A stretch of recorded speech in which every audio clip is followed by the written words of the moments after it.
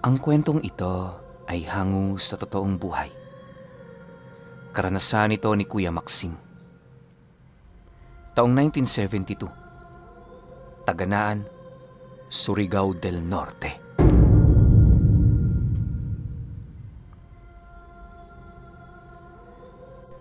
Nagmula sa tribo ng mga katutubong Palauan ang pamilya ni Kuya Maxim. Malayo na rin ang narating ng kanilang pamilya sa loob ng ilang taong paglalakbay nila. Wala mang kasiguraduhan ng buhay sa labas ng isla kung saan sila umusbong. Hindi na yun mahalaga. Marami kasing nangyari sa mga tribo noon kung saan sila naninirahan. Kaya nung nagkawatak-watak ang iilan, pinili na rin nilang lumisan. Ang ikinakatakot kasi ng bawat isa sa kanila ay ang posibilidad na baka madamay sila sa mangyayaring digmaan. Dagdag pa ni Maxim na nagsimula ang lahat ng yon dahil sa kagustuhan ng ibang mga tribo na pamahalaan silang lahat. Kung hindi nyo kasi na itatanong, meron talagang tribong noon pa na namamahala na sa kanila. Taot bato ang tawag sa mga ito na siyang pangunahing tagapagpangalaga ng lahat ng lugar na sakop ng kanilang mga tirahan. Likas ding mandirigma ang tribong yon at ang pinakaunang umusbong sa kanilang lahat. Kaya lang naman nagkaroon ng ibang tribo ay dahil sa nangyaring pagkakabuklod ng iilan sa mga pamilya ng mga taot bato. Sa madaling sabi, kahit iba ang tawag sa kanila, hindi nila maipagkakailang nagsimula sila sa lahing pinagmula ng mga ito. Malalim ang pagkilala at pagrespeto ni Maxim sa mga taot bato, dahilan para hindi na siya makiisa sa anumang uri ng kaguluhan. Noong mga panahon kasing hindi pa sila umaalis sa kanilang lugar, hindi niya maipagkakailang maraming tribo ang lumalapit sa kanya para hikayatin siyang pumanig sa mga ito. Bawat isa may kanya-kanyang pamamaraan ng pangungumbinsi at panlilinlang. Katagalan, nang maupo na siya sa ganoong sitwasyon, siya na mismo ang nagpasyang kumalas sa kanilang tribo. Wala siyang hinikayat na sumama, pero may mangilan-ngilan na hindi na iwasang sumunod. Ang paniniwala kasi ni Kuya Maxim noon ay siya namang paniniwala rin ng mga ito. Lahat ng mga sumama, kinokondena ang pagkakaroon ng digmaan sa lahi nila. Nang malaman ni Kuya Maxim ang rason ng mga ito, mariin niyang pinaalalahanan ang mga taong yon na dahil sa gagawin nila, maaaring hindi na sila makabalik pa sa lugar kung saan sila isinilang. Linggo lang din ang dumaan nang mapagtanto niyang walang tumutol sa kanyang nais. Doon na nila sinimula ng kanilang paglalakbay hanggang sa marating nila ang lugar ng Taganaan sa norteng bahagi ng Surigao. Kagaya ng kanilang pinagmulan, bundok din doon ang kanilang naging tirahan. Ilang milya lang din sila sa dagat, kaya kapag gusto nilang kumain ng isda, pinag-uusapan nila ito ng maigi. Kailangan kasing grupo ang pagpunta nila roon para naman kahit papaano makaiwas sila sa mga taong may binabalak na masama. Lumipas pa ang mga taong yan. Tuluyan ang nakalimutan nila Maxim ang sigalot na kasalukuyang nangyayari sa pagitan ng kanilang mga kadugo. Akala nga nila natapos na ang mga hidwaan, pero lingid sa kanilang kaalaman, nagsisimula pa lamang ito. Pagpasok ng taong ito, muling nagkaroon ng ugnayan sila Maxim sa lugar kung saan sila nagmula. Nataon kasi noong nahanap nila ang isa sa mga kadugo nila na pawang tumakas din. Nakita nila ito sa baryong nakaupo sa tabi ng daan. May malalim na sugat sa kanyang hita, tapos hirap nang makagalaw. Ang naging palatandaan din nila na kaisa yon sa kanilang lahi ay yung kasuotan nitong may burda ng mga kwento at kasaysayan. Naging agaw pansin din ang suot nitong kwintas na kalimitang nakikita lamang nila sa mga maharlikang pamilya na namumuno sa bawat tribo.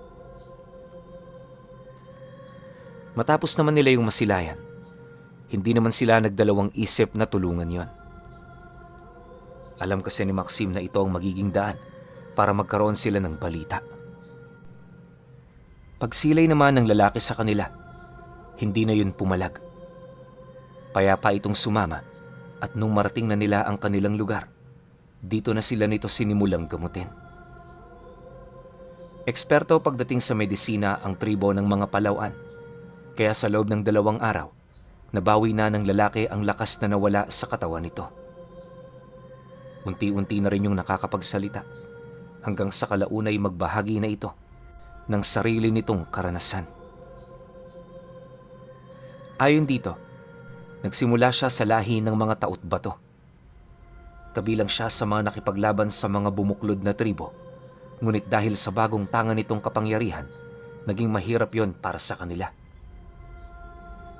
Hindi naging sapat ang mga karanasan at karga ng mga mandirigma, kaya sa loob lamang ng 1 linggo, tuluyan silang nalipol. Nasaksihan ng kanyang mga mata kung papaano mamatay ang mga namumuno sa kanila, kaya nung wala na siyang makitang pag-asa, nagdesisyon na siyang tumakas. Sa tulong ng iilan niyang matatapat na tauhan, na isa katuparan niya ito. Marami man ang pumanaw para lamang makaligtas siya. Hindi ito naging mabigat na pasanin para sa kanya. Alam niya kasing may dahilan ng lahat kung bakit siya ang naiwang buhay. Dagdag pa nito na, kasabay ng pagkatalo ng mga Taot Bato, ay ang pag-usbong ng panibagong angkan na tinatawag nilang mga alwag. Binubuo yun ng iba't ibang miyembro ng tribo na naimpluwensyahan ng mga ito. Nagtatangan din yun ng kapangyarihan ng kadiliman, dahilan para mangibabaw yun sa kanila sa lahat ng aspeto ng pakikipaglaban. Sanay na sanay kasi ang mga mandirigmang Taot Bato na lumaban ng gabi, at dahil dito, tila bang naging mas pabor yun sa hanay ng mga nilalang. Isa yun sa mga naging dahilan kung bakit mas naging mabilis ang kanilang pagbagsak. Nang malaman naman nila Maxim ang tungkol sa mga alwag, di naman nila maiwasang mapaisip, gawa ng nung umalis sila, wala pa naman silang naririnig ukol sa mga ganoong uri ng nilalang. Dagdag pa niya na, imposibleng matalo ang mga Taot Bato, buhat sa walang kapantay nitong lakas at kakayahan. Ngunit, pagkarinig naman ng mandirigmang nagpapaliwanag sa kanila, dahan-dahan namang nanlisik ang mga mata nito, kasabay ng pagsagot nito ng, "Yan din ang inaakala ko nung una. Nagpakakampante kami, at yun ang matindi naming pagkakamali. Ngayon, hindi na natin maitatama pa ang lahat. Uubusin nila tayo. Kaya kung ako sa'yo, simulan mo nang maghanap ng mapagtataguan. Hindi ako nagbibiro sa mga sinasabi ko. Ilang araw mula ngayon, makakarating na sila rito." Matapos naman itong mailahad ang mga bagay-bagay, bilang nakakataas pagdating sa pinagmulang lahi, walang nagawa sila Maxim kundi ang sumunod. Alam kasi nilang nagsasabi yun ng totoo, dahil na rin sa mga marka na ipinakita nito. Bago rin matuldukan ang kanilang paksang tinatalakay, meron pa itong naibahagi sa kanya ukol sa mga marka ng mga alwag na kasalukuyang nasa katawan niya. Ilang beses na rin niya itong sinubukang tanggalin, pero naging bigo siya. Pagtatapat pa nito na, kinakailangan nila itong ibukod sa kanilang grupo dahil ito ang magiging daan para matuntun sila ng mga nilalang. Dagdag pa nito na, hindi nila ito maaaring panatilihin kung hangad nila ng katahimikan sa kanilang mga buhay. Nang marinig naman ni Maxim ang sinabi ng katribo nila, hindi naman siya nagdalawang isip na tutulan ang nais nitong mangyari. Ayon sa kanya, isang kahihiyan para sa mga katulad nilang Palauan ang hayaan na lamang itong mamatay. Mariin din niyang inilahad, marami silang magagawa kung nanaisin nilang magtulong-tulong. Pagkaraan pa ng ilang minuto nilang pag-uusap, nabanggit dito ni Maxim ang tungkol sa mga agimat at mutya na kanilang kinuha ng palihim sa tribong pinagmulan nila. Bagaman ayaw nila itong gawin noong mga oras na yon, naisip nilang mapapakinabangan nila ito sa hinaharap. Dahil sa kanyang mga ipinagtapat, bigla naman niyang napansin ang pag-iba ng wangis nito. Sa isang iglap, nawala ang pag-aalala nito, kalakip ng pagtanong nito sa kanya, ukol sa pinagtataguan nila ng mga mutya. Dagdag pa nito na, kinakailangan niya yung makita sa lalong madaling panahon upang makapagpasya siya kung kakayanin ba ng mga tanga nila ang mga alwag. Nang marinig naman ito ni Maxim, di naman niya yun pinahintulutan na makarating sa silid na tanging sila lamang ang nakakapasok.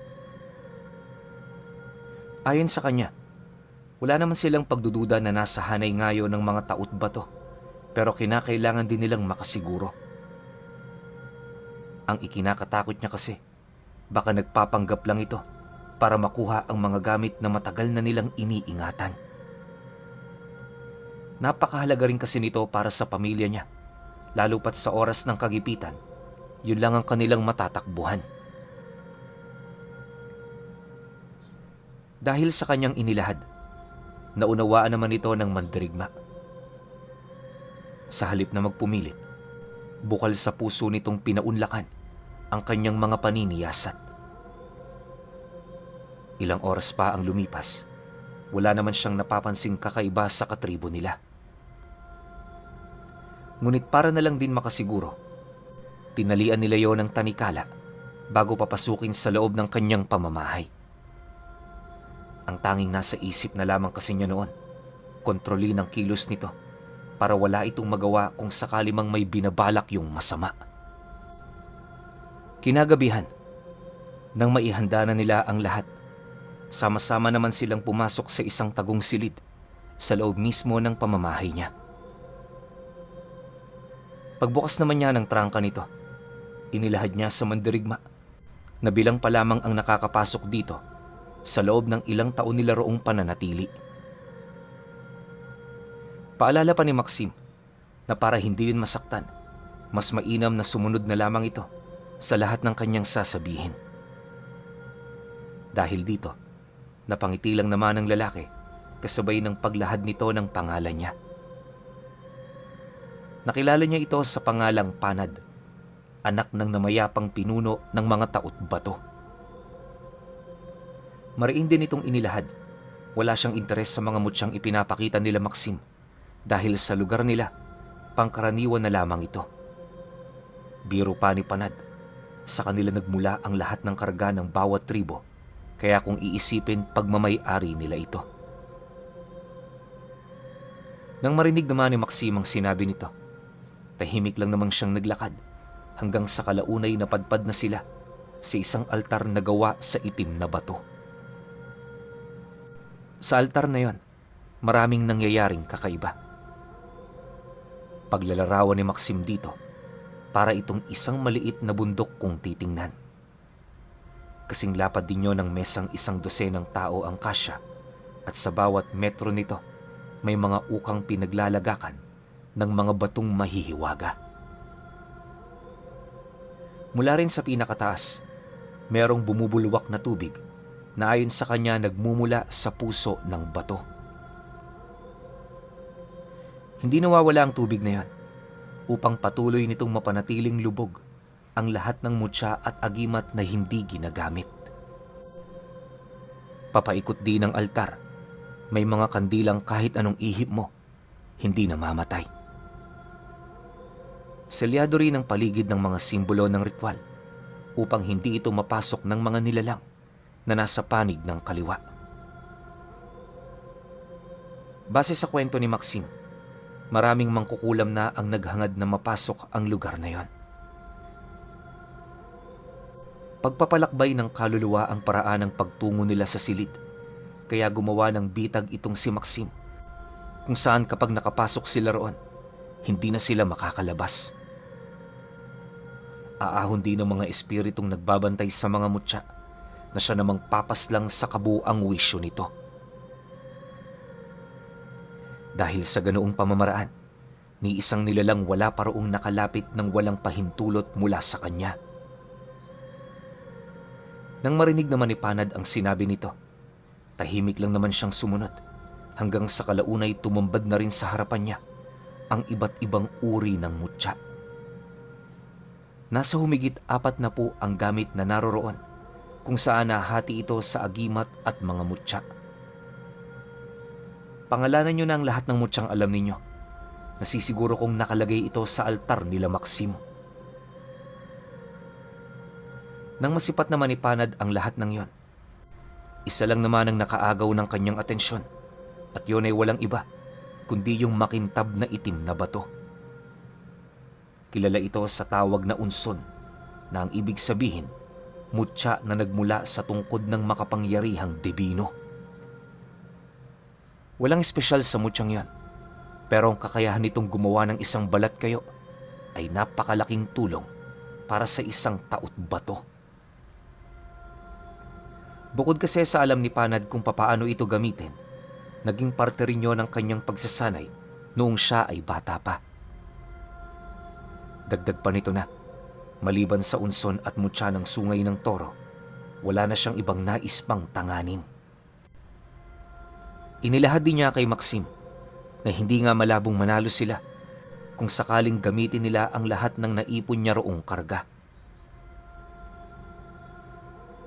Matapos naman niyang marinig ang sinabi ni Panad, halos hindi naman niya maiwasang pag-isipan ang mga isasagot niya.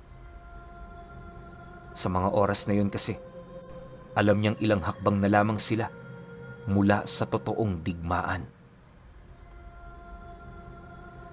Kaya naman nilang makipaglaban, pero yung iniisip niya ay yung mga kababaihang nakadepende sa kanila. Naniniwala rin siyang hindi magiging maganda ang mararanasan nito sa oras na malipol ang kanilang grupo.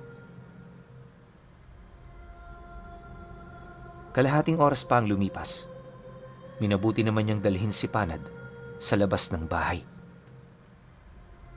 Doon nila ipinagpatuloy ang kanilang pag-uusap upang maging klaro sa kanya ang lahat-lahat. Kung sakali man kasing sa lugar nila magaganap ang labanan, hindi niya ito pahihintulutan. Nang marinig naman ito ang kanyang sinabi, matapang naman yung sumagot ng, "Nasa akin ang marka nila. Ibig sabihin, tayo ang magdedesisyon kung saang lugar natin sila pupuntahan. Ikaw nang bahala, Maxim, kung talagang hangad mong tumulong sa akin."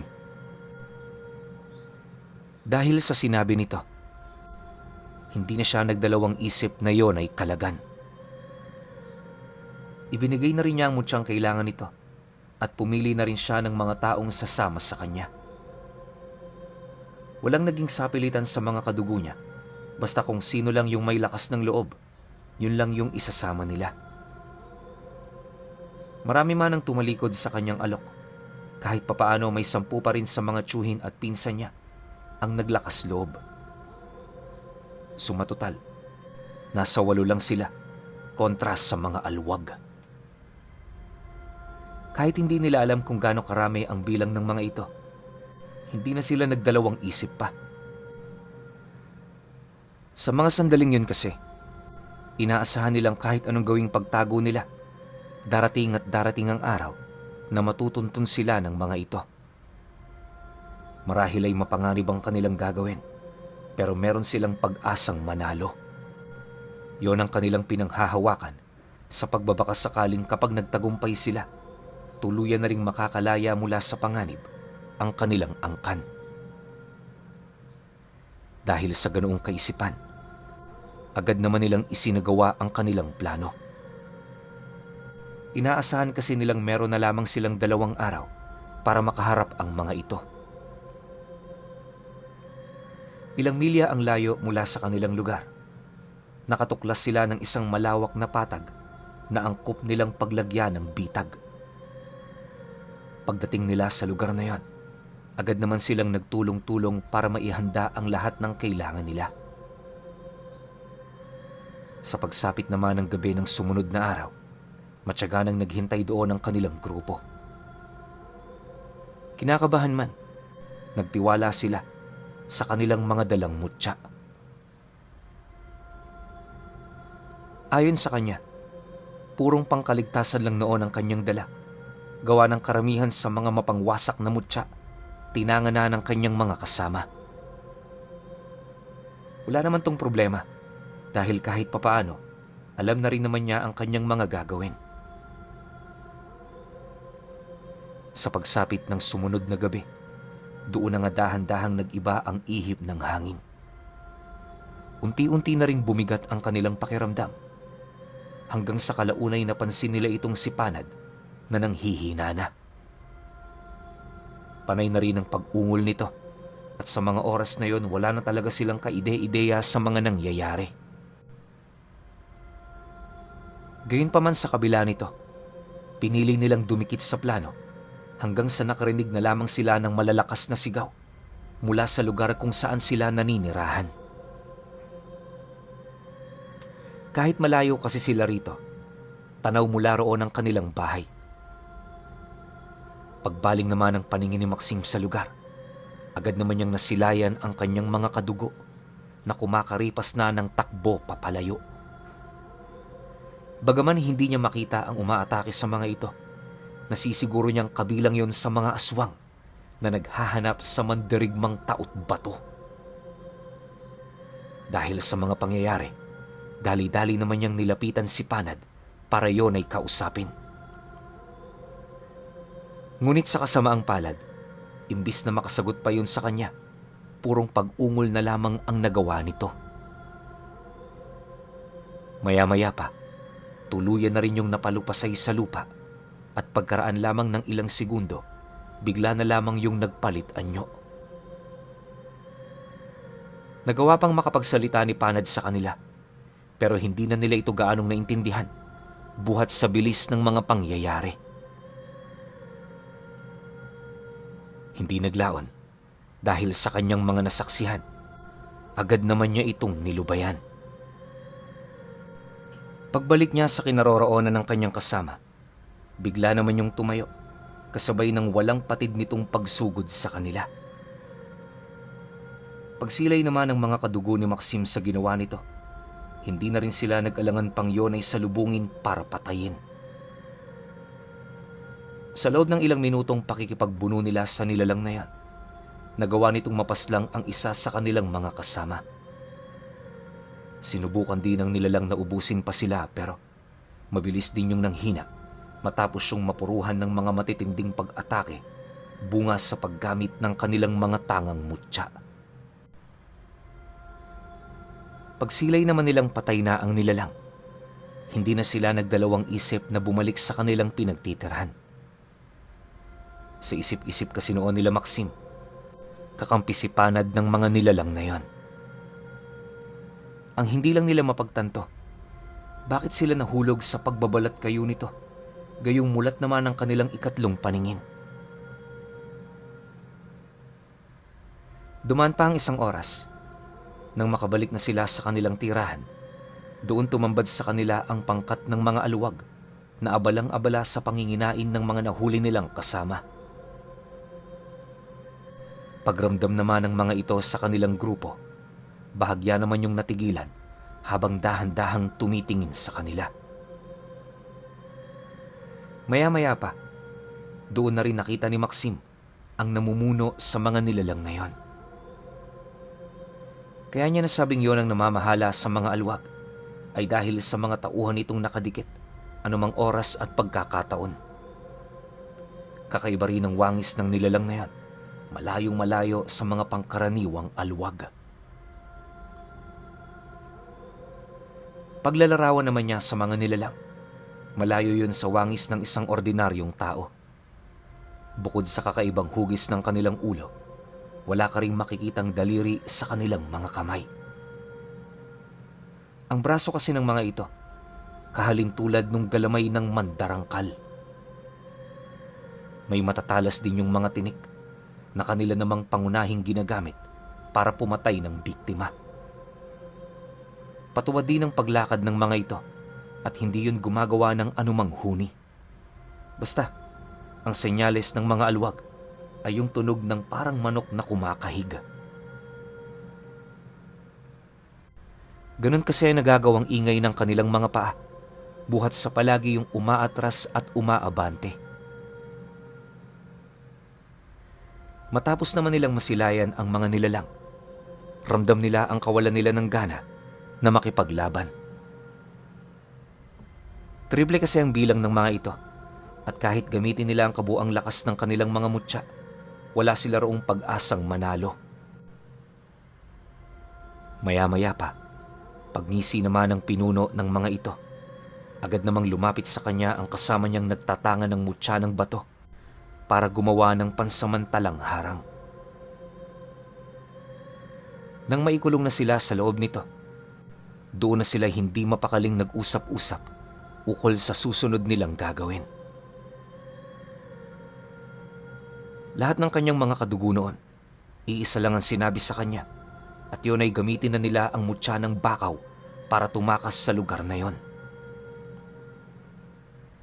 Nang marinig naman ito ni Maxim, di naman siya tumutol, gawa ng sapat na ang kanyang mga nakita para makaramdam ng matinding takot sa puwersa ng mga alwag. Sa pagsang-ayon naman niya, agad namang nag-usal ang nagtatanga ng mutya. Matapos nitong magsambit ng mga buhay na salita, isang maliit na lagusan ang lumitaw sa kanilang harapan. Nang mapagtanto nilang pwede na yung pasukan, isa-isa na sila roong sumuot habang patuloy na tinitibag ng mga alwag ang harang na kanilang nilikha. Subalit, nang si Maxim na lamang at ang nagtatanga ng mutya ang naiwan, inabisuhan siya nitong mauna na. Hindi kasi yun maaaring mauna dahil kapag nakarating na yon sa kabilang dulo, hindi na siya makakapasok sa lagusang nilikha nito. Dahil sa sinabi nun, agad naman siya roong sumang-ayon. Ang problema lang, pagpasok niya sa loob, nakita niyang nagmamadali itong isinara ang lagusang yon kahit hindi pa ito nakakatawid sa kabilang parte nito. Sinubukan din niya itong balikan pero huli na ang lahat. Maya-maya pa, nang tuluyan ng dumilim ang buong paligid, napansin na lamang niya na nasa kabilang ibayo na pala siya ng lagusan. Huli na rin ang nalaman noon ni Maxim na hindi pwedeng isara ang lagusang nilikha ng mutya ng bakaw mula sa loob. Para maiselyo yon ng tuluyan, kailangan manatili ang nagtatanga ng mutya nito. Nang marinig naman niya ang sinabi ng kasama niya, napaluhan na lamang siya, buhat sa siya ang huling nakakita nung mukha nito bago yun tuluyang mawala. Nakakapanlumo man ang mga nangyari, nagpatuloy sila sa kanilang paglalakad para hanapin ang iba pa nilang mga kadugo.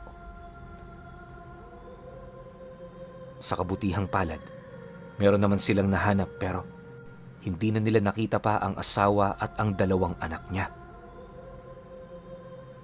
Ang tanging nailigtas nila, yung panganay niyang anak na nagtago sa isang makipot na uka at yung dalawang matanda na namili sa baryo noong mangyari ang insidente. Matapos naman nila itong matagpuan, agad silang humanap ng mapagtataguan habang hinihintay ang iba pa nilang mga kasama. Ngunit dahil sa naging pugad na ng mga aluwag ang lugar nila, hirap na sila roong makabalik. Dumaan ang isang buwan, tuluyan na rin nilang natanggap ang kinahinatnan ng mga mahal nila sa buhay. Nagdesisyon na rin silang lisanin ang lugar para muling makapamuhay ng payapa sa lupaing malayo sa kanilang mga kalaban. Pinaghirapan talaga nilang makatawid ng isla upang masiguro ang kanilang kaligtasan. Nang magawa na yon nila Maxim, doon na nila sinimulang hanapin ang kanilang mga tadhana hanggang sa mapadpad na sila sa isang malaking bayan. Nanirahan sila doon kasama ng mga taong sibilisado at sa paglipas ng panahon, nakasanayan na rin nila ang pamamaraan ng pamumuhay ng mga ito. Subalit kahit malayo na sila sa panganib, sadyang hindi pa rin makakalimutan nila Maxim at ng kanyang mga kadugo ang mga hindi maipaliwanag na pangyayari na naganap lamang dahil sa tinulungan nilang mandirigmang taot-bato.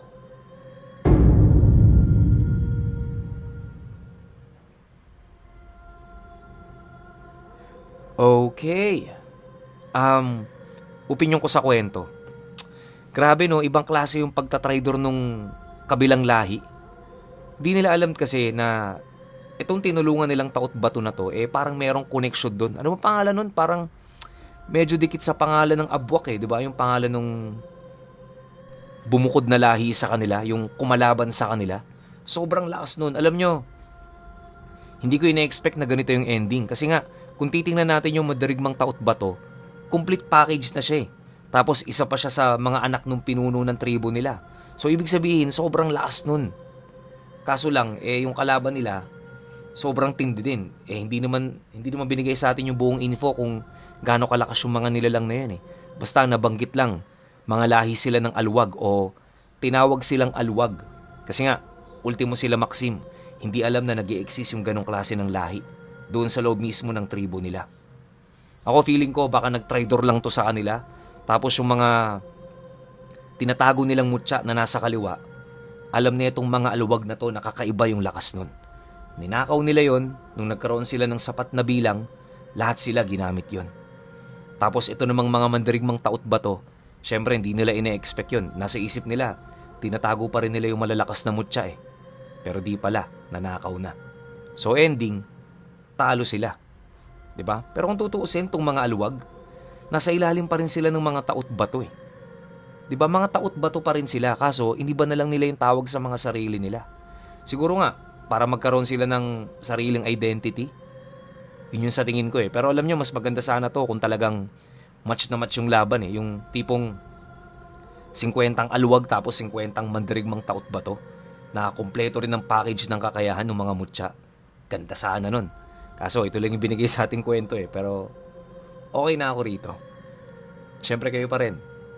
Kung may opinion kayo sa kwentong ito, comment nyo lang sa baba. Yun lang. Hanggang sa susunod na kwento. Salamat.